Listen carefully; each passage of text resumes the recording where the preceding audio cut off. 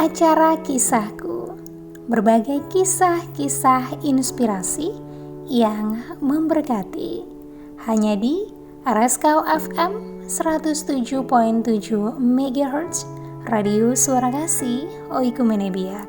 Satu kasih, menyatukan hati. Kisah kali ini dengan judul Bayi Mujizatku, ditulis oleh Daily Allen Sukley. Aku terbangun oleh sorotan cahaya matahari April yang menerpa tempat tidur dengan garis kuningnya yang tipis. Biasanya aku langsung mengambil termometer basal di meja samping. Tetapi hari itu aku tidak melakukannya. Baru tadi malam, aku dan suamiku membuat keputusan untuk menghentikan upaya gila kami untuk hamil. Bahkan meskipun artinya kami pasrah untuk tetap tidak mempunyai anak. Memperhitungkan hari-hariku yang paling mungkin untuk dibuahi hanya salah satu di antara puluhan cara yang telah kami kerjakan dalam 5 tahun terakhir. Semuanya dalam upaya agar kami mempunyai anak. Entah berapa banyak dan berapa jenis pil yang telah ku minum. Tes-tes yang terasa menyakitkan. Dan prosedur-prosedur medis yang terkadang menggelikan. Aku telah menjalani operasi demi operasi dengan harapan dapat merendam agresivitas endometriosis yang menguasai tubuhku. Emosiku terasa seperti naik roller coaster raksasa. Pada suatu hari bisa tinggi sekali, dan esok harinya bisa luar biasa rendah. Harapannya pada hari ini bisa tinggi sekali, tetapi besok tiba-tiba harapan itu sirna sama sekali. Di tengah semua ini, doa harianku tidak pernah berubah. Tuhan, tolong berilah aku seorang anak. Keluarga dan teman-temanku menyemangatiku, meyakinkan aku bahwa Tuhan ingin aku mempunyai anak. Namun, sejujurnya, agaknya surga dan isinya sedang terlalu sibuk. Bahkan, sungguhkah Tuhan pernah mendengarkan doaku? Aku melipat kembali kain penutup tempat tidur kami dengan keyakinan lebih daripada sebelumnya bahwa kami telah membuat keputusan yang benar. Barangkali aku terlalu sibuk dengan dokter pil dan teknik-teknik lainnya, sehingga aku tidak pernah percaya dengan sungguh-sungguh bahwa Tuhan akan menjawab doa-doaku. Sekarang aku tidak lagi memikul semua beban dengan pundakku sendiri. Aku ingin menyerahkan kepercayaan kepadanya soal apakah Dia akan memberi kami anak atau tidak.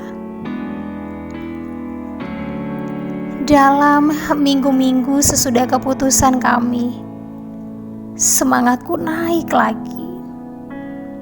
Harapan mulai berkembang seperti bunga-bunga pertama musim semi. Aku melengkapi diri dengan buku-buku tentang kehamilan, persalinan, dan perawatan bayi. Sehingga hampir seperti sebuah ensiklopedia berjalan.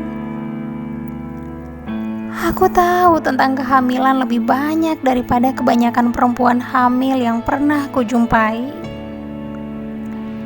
Aku belajar tentang gaya persalinan terkini dan melihat bayangan perutku di depan cermin kamar tidur untuk membayangkan bagaimana penampilanku ketika sedang hamil, dengan keyakinan bahwa aku akan dianugerahi seorang bayi. Namun, sampai musim panas berakhir, belum ada tanda-tanda seorang bayi akan muncul. Tidak peduli berapa banyak aku berdoa, tidak peduli berapa banyak dukungan yang ku terima, tidak peduli semuanya. Aku mulai merasa hampa, sehampa rahimku. Pada suatu pagi dalam bulan September, di bawah hujan yang sangat deras, aku sengaja pergi ke gereja karena merasa Tuhan sedang menyiapkan sesuatu bagiku. Pintu menuju ruang doa terbuka. Interiornya yang gelap dan sejuk untuk beberapa saat membuatku bergidik. Dengan bangku-bangku yang hanya sekitar belasan, ruangan itu dirancang secara khusus untuk berdoa.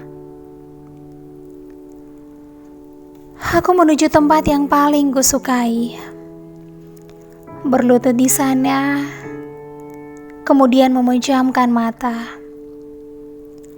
Dalam keheningan, aku menunggu. Aku sudah sering berlutut di sini, di depan altar yang sama, untuk memohon. Tuhan, tolong berilah aku seorang anak. Biasanya aku berjanji akan begini dan begitu. Tetapi hari itu aku tidak melakukannya. Dalam kegelapan, aku menengadahkan tangan ke arah altar. Tuhan, kataku, aku di sini. Kata-kataku lenyap tak berbekas, tertelan oleh bangku-bangku kayu yang ada di situ. Aku lelah dan bingung, Tuhan. Hari-hari di depanku membuatku takut. Namun, aku tahu Engkau memahami ketakutanku. Aku tidak sanggup memikul beban ini lagi. Aku telah berusaha memahami alasan-alasannya. Hari ini, saat ini juga, aku berhenti berusaha. Jika Engkau menghendaki aku mempunyai anak, aku akan mempunyai anak. Kalau tidak, aku akan menerima rancangan-Mu.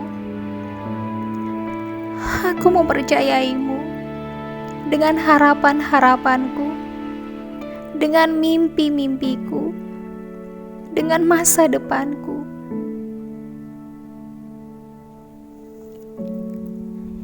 Dalam seketika, suatu kedamaian yang tak terperikan tiba-tiba menyelimutiku.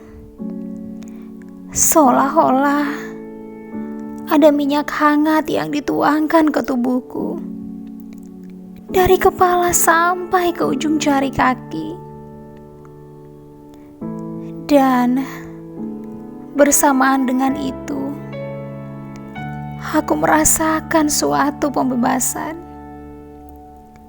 kehampaan yang biasanya membuatku merasa tidak nyaman selama 5 tahun, tiba-tiba lenyap. Sebagai gantinya, aku merasa yakin bahwa semua akan baik-baik saja, bahwa aku berada di dalam tangan Tuhan yang setia. Apapun yang terjadi, aku menangis, menumpahkan air mata kelegaan. Ketika aku meninggalkan gereja,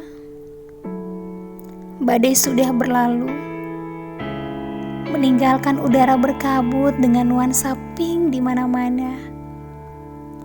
Untuk pertama kali setelah waktu yang lama, aku merasa damai, merasa berakar, merasa mantap. Aku ingat badai yang pernah melanda daerah kami beberapa tahun silam.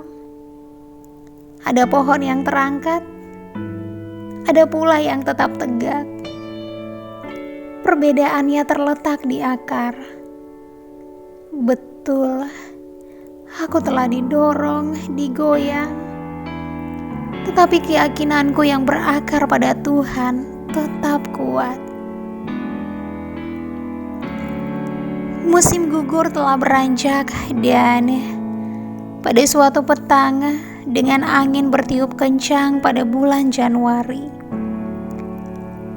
aku memeriksakan diri ke dokter dengan keluhan nyeri panggul. Uji-uji menyingkapkan ada sebuah massa kista besar pada induk telur sebelah kiri dan sejumlah masalah di sebelah kanan. Dokter menganjurkan histerektomi secara lengkap. Seluruh rahimku harus diangkat. Seperti seorang hakim, kecuali seragamnya yang putih, sang dokter menutup folder besarku di depannya. Kasus ditutup. Aku mengambil tisu yang dia tawarkan kemudian menangis. Menangisi diri sendiri, suamiku, dan anak-anak kami yang tidak akan pernah lahir. 3 bulan kemudian, aku menjalani operasi. Dilanjutkan dengan hari-hari penuh dengan air mata dan keputusasaan. Namun, kendati merasa tersiksa, aku merasa suatu kedamaian. Seperti sebatang pohon di tengah musim gugur, yang seolah-olah telah kehilangan seluruh hidupnya. Aku tahu bahwa di balik semua itu, tangan Tuhan sedang bekerja, melakukan hal-hal yang untuk sementara ini belum dapat kulihat. Namun aku percaya,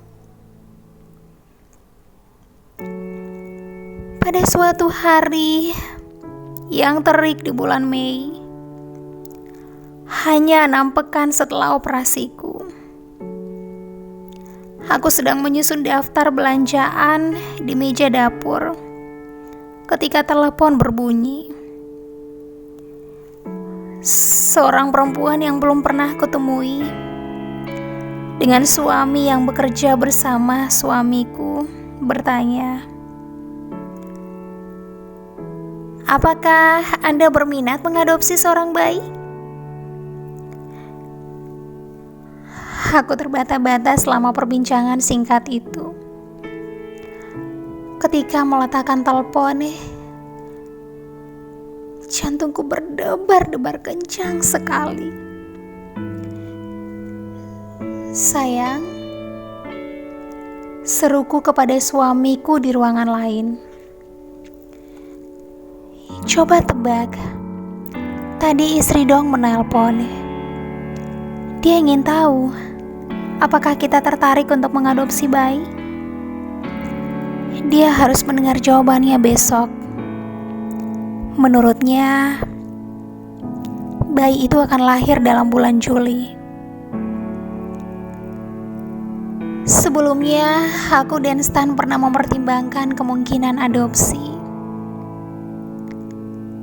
Tetapi, setelah mengisi belasan formulir, kami hampir tidak melihat titik terang di ujung terowongan.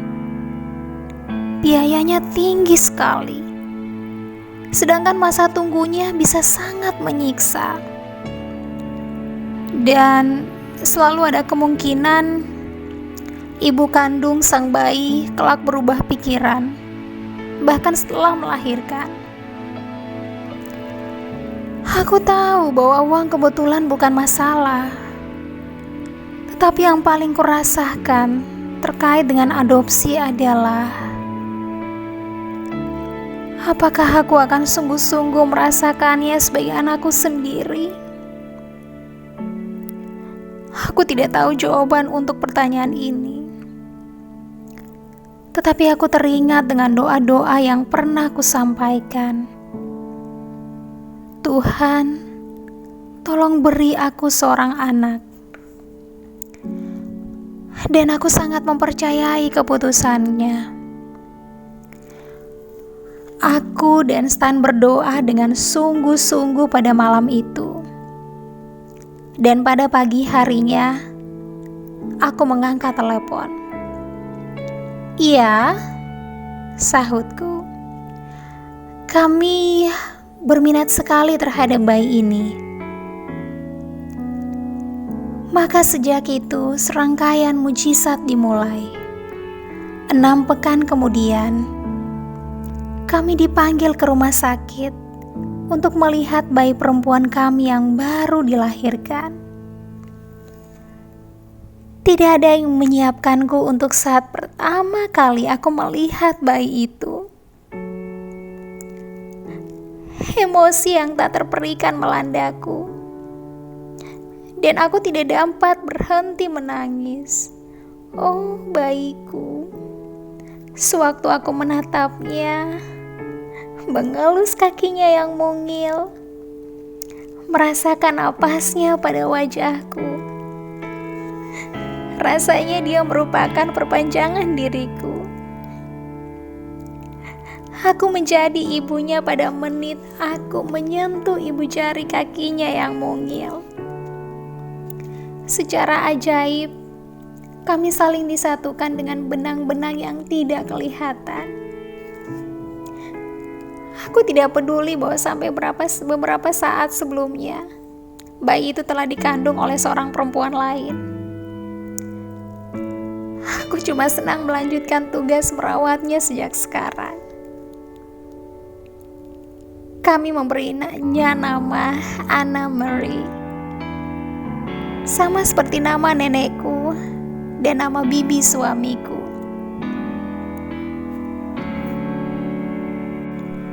Tidak lama setelah kedatangannya, kami mempersembahkannya kepada Tuhan. Dalam sambutan ayahku pada upacara persembahan, dia mengutip salah satu ayat dalam Alkitab pertama Samuel. Aku ingat sekali ayat itu dan nats itu. 1 Samuel pasalnya yang pertama ayatnya yang ke-27 yang berkata, demi anak ini aku berdoa, dan Tuhan telah memberikan kepadaku yang pernah kuminta kepadanya. Iya, anak ini. Kata-kata itu hampir membuatku jatuh pingsan. Pada saat itu, aku tidak ragu sama sekali bahwa Tuhan telah mendengarkan doa-doaku selama ini. Anak ini bukan sebuah kesalahan. Dia juga bukan sebuah cadangan. Dia adalah jawaban atas doa-doaku. Tuhan telah sengaja menunggu sampai aku mampu menenangkan diri, sehingga Dia dapat bekerja dengan caranya yang misterius. Aku telah meminta seorang anak, dan itu memerlukan sebuah keajaiban. Akhirnya, mujizat itu berada di tanganku. Mujizat yang sangat berharga, yaitu bayiku. Iya, bayi mujizatku. Richard Chatrich mengatakan, doa tidak dimaksudkan untuk mengatasi keengganan Tuhan, tapi untuk memperteguh kesediaannya yang paling tinggi. Tetap percaya, imani, dan saksikan mujizatnya dalam kehidupan kita. Demikian kisah hari ini. Sampai jumpa di minggu depan dengan kisah-kisah inspirasi lainnya dalam acara Kisahku setiap hari Senin pukul 8 malam hingga pukul 9 hanya di RSKU FM 107.7 MHz, Radio Suara Kasih Oikumene Biak, satu kasih menyatukan hati. Tuhan Yesus memberkati.